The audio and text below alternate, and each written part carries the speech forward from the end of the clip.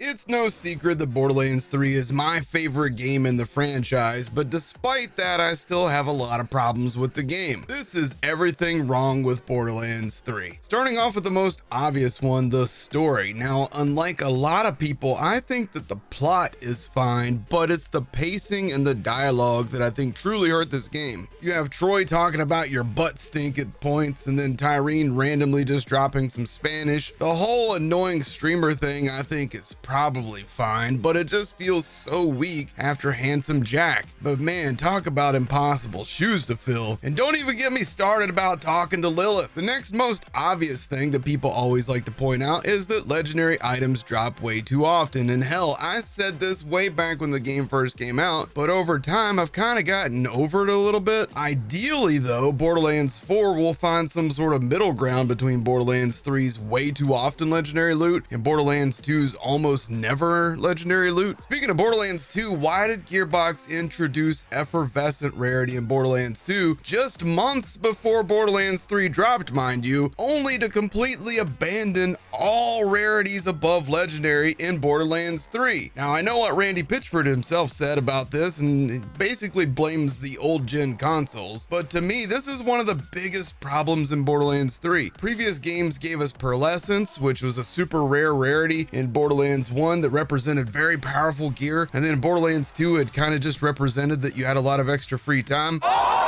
But pearls in Borderlands 3 would have been awesome since the balancing is generally a lot better at endgame. Same thing goes with the Seraph items, which leads me to where's all the Seraph Guardian raid bosses in Borderlands 3? Listen, we ultimately got the Wish.com equivalent of raid bosses in Borderlands 3 with the True Trials bosses, Joey Ultraviolet and then Captain Haunt, and sure, they all have raid boss level damage and health as I pointed out in this video, but why did Gearbox abandon the invincible raid bosses? Sure, eventually they gave us a double raid boss fight with Vermivorous and Hemovorous, but before that all we had was Wotan, Anathema, and Scourge, and everybody hates doing the Guardian takedown, so why were there no raid bosses, takedowns, or even slaughter maps or proving grounds added with DLC? Speaking of takedowns, why is there no option in the takedowns to revive fallen teammates if they die, just like you can do in Arms Race, mind you? There's like a little station in Arms Race, you just go to that and you can revive all dead teammates. Why does that not exist in the Guardian takedown? Also, why is there no way to replenish ammo in Arms Race? Instead, you have to leave Arms Race, buy ammo, then come back. Did I mention ever before to you guys that 60% of the time I can't see anything in this game? Visual pollution is insane in Borderlands 3. A slider for visual effects or even a toggle that just says, I know your VFX team loves explosions, but man, can I set this one out? That would be awesome. Also, volumetric fog is the devil and it should be off by default. If I had my way, it would be removed from all games in perpetuity. Why in the world were the level cap increases only 3 levels at a time? Like, I get that it kept players' existing gear usable, but it also felt so stupid. Who in the world decided to lock all the Nereid writings and Siren lore behind beating the game and hoping that people would backtrack through maps to find them all? The Siren lore in Borderlands 3 is the best in the series and it explains a lot while also setting up some stuff for Borderlands 4, but I would wager that most players never even heard a single sentence from Nereid while playing this game. The first boss in the game, Shiv, cannot drop his legendary loot until True Vault Hunter mode or if you enable Mayhem mode. Why? Knuckle Dragger in Borderlands 2 could drop his loot, Boom Boom could drop their loot. This is just one of the dumbest things about early game and why I almost always choose to do the skip to Sanctuary on all of my new playthroughs. Speaking of Mayhem mode, why in the world does Gearbox think that we want random modifiers for quote-unquote difficulty in our games? Want to make the game harder? Make the enemies stronger or faster or smarter or even more plentiful. Having random modifiers that make enemies resist a damage type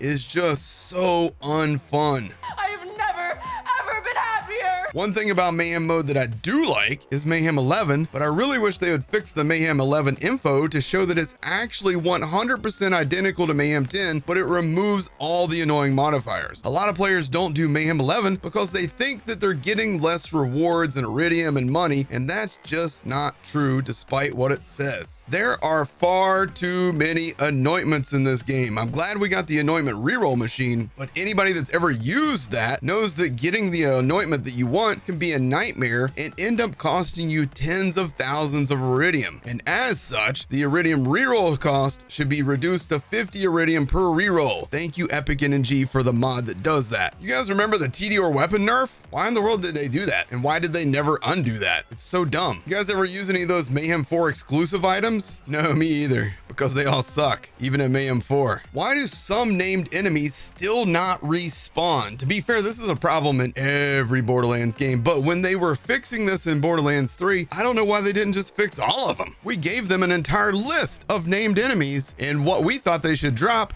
but some of them still don't respawn. Speaking of named enemies, why are the loot pools still so crowded? Why does Road Dogg have to have 3 legendary items in his loot pool? Granted, they all have a 10% drop chance, but still, just add some more named enemies in various corners of the map. We love farming. We love killing named enemies, but we hate save quit farming, by the way. Well, I say we, but I don't really mind it that much. However, I would love better options for farming, and I know a lot of other people feel that way. I know that they tried to do something different in Wonderlands, but that's another video for another time, and that's a substantial one. Epic NG's Wonderlands Redux mod has a nice solution, a respawning station for named enemies that cost some sort of currency. However, most named bosses, I would prefer to not have any sort of cost to respawn them. Just let us farm and not force us to save quit, because when you save quit, it doesn't bring your teammates with you. Instead, it disbands the entire party. Why? Even Destiny 1 from a decade ago had solved this problem. Speaking of teammates, matchmaking in Borderlands 3 is broke as hell. It's near impossible to find people to play with. They need to bring on some people that specialize in matchmaking systems to help make this system much better. Also, why is playing co-op in Borderlands 3 so much of a step backward compared to Borderlands 2? When a teammate goes into fight for their life on Borderlands 3, it is so damn hard to find them, and then when you're reviving them, if a gentle breeze hits you, you get bumped away from them. Also, you don't even know that they're in fight for their life unless they're screaming at you that they're down, or if you happen to maybe like look over and see their health bars like going down, because there's no indication like there was in Borderlands 2. It was such a simple thing in Borderlands 2, and they just completely scrapped it. Also, why is my Vault Hunter not visible in cutscenes? This is something that has existed in so many games for so many years. I don't know why it didn't happen in Borderlands 3. Remnant 2 does an awesome job of this, so hopefully Gearbox, who publishes that game, will take notes for Borderlands 4. Flax Purple Tree feels largely pointless. I've used it before, and there are a couple good skills, but